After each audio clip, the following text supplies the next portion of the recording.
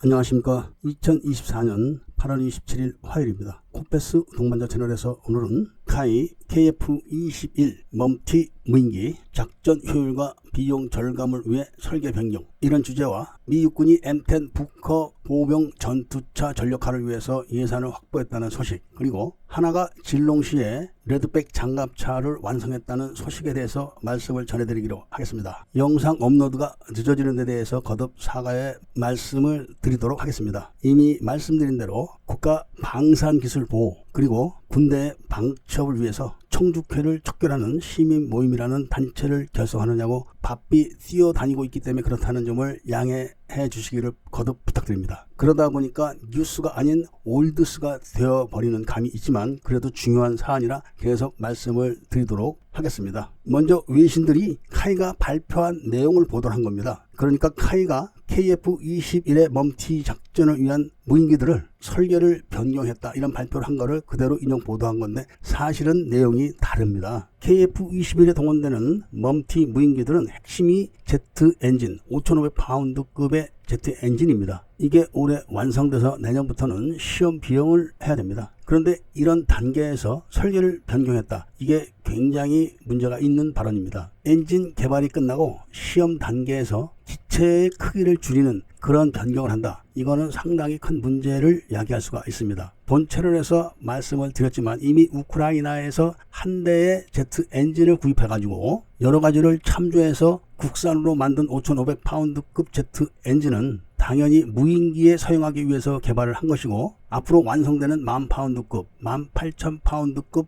제트 엔진들도 전량 다 무인기에 사용하기 위한 엔진들입니다. 그 중에서 첫 번째로 올해 개발이 끝나는 5,500파운드급 엔진을 완성 단계에서 기체의 크기를 줄인다, 이것은 많은 문제를 야기할 수가 있습니다. 많은 분들이 언급을 하지 않고 있지만 KF-21이 120대가 전력화가 되면은 그 후속 조치로 약 400여 대의 무인기가 제작돼서 전력화가 되어야지만 KF-21이 재기능을 다하는 겁니다. KF-21이 편대장기가 되어서 무인기 4대를 지휘해서 적의 목표를 사전에 제거하거나 적의 전투기들을 사전에 제거한 다음에 후속 조치를 취하든지 아니면 작전 완수가 되면은 바로 귀환하든지 그렇게 되어야 되는데, 그런 단계에서 비용 절감을 위해서 기체 크기를 줄인다, 이런 발표를 지금 한 겁니다. 물론 기술 발전으로 그렇게 된 면도 있다고 합니다. 그런데 지금까지 이런 무인기들을 개발하고 있는 나라는 미국뿐이고, 미국은 호주에 이 기술을 팔아서 호주가 지금 이 무인기들을 전력화를 시키고 있습니다. 그리고 한국이 그 뒤를 이어서 엔진까지 국산화를 해가면서 지금 개발을 하고 있는 겁니다. 굉장한 겁니다. 엔진 개발은 끝났지만 아직까지 운용 시간이 길지가 않다 등등 여러 가지 이야기가 나오고 있지만, 그런 시행착오는 다 겪게 되는 것이고, 그거를 극복하기 위해서 포탄 10만 발을 우크라이나에 판매를 하고 5,500파운드급 엔진을 한 대 들여다가 온갖 시험을 다 하고 있다는 말씀을 드린 것처럼 KF-21 멈티 무인기들은 상당한 국산화율을 이뤄가고 있는 정도를 살펴볼 때는 굉장한 투자를 하고 있는 겁니다. 그런데 여기에 갑자기 기체 크기를 줄인다, 이런 말이 나오고, KF-21의 초도 물량을 또 시간을 더 늘린다든지 KF-21의 블록 2 개발을 딜레이 한다든지 이런 이야기가 같이 나오는 데 대해서 심각한 우려를 표명한다는 말씀과 함께, 다음 이야기는 미 육군이 M10 부커 돌격 차량 전력화를 위해서 3억 2,270만 달러의 예산을 책정받아서 전력화를 시작했다는 소식입니다. 여기서 M10 부커 돌격 차량이라는 것은 언뜻 보면은 경전차처럼 생겼지만 경전차는 아닙니다. 그냥 보병 전투 차량입니다. 보병 전투 차량에 105mm 포탑을 얹은 것인데, 이게 왜 필요하냐? 전차나 경전차는 보병 전투차에 비해서 기동성이 약합니다. 보병 지원을 위해서 신속한 기동이 필요하고 신속한 화력 지원이 필요한 경우에는 바로 이 부커 돌격 차량이 굉장히 효율적이라는 겁니다. 그래서 미군은 전력화를 시작했다는 말씀과 함께 다음 이야기는 하나가 호주 진롱에 레드백 장갑차 공장을 완성했다는 소식인데, 이런 이야기가 나가자마자 얼마가 남냐. 하나가 호주 노동자에게 직업을 주고 우리 노동자들 직업은 뺏는다. 이런 댓글이 달리는 걸 보고 참 기가 막혔습니다. 본 채널에서는 레드백이 경합을 할 때부터 호주 정부가 제시한 조건, 즉 호주에서 생산을 해야 된다는 조건, 이거를 많은 부분을 시간을 할애해서 말씀을 드렸는데 이제 와서 그런 식으로 외국에다 공장 줘서 뭐하냐,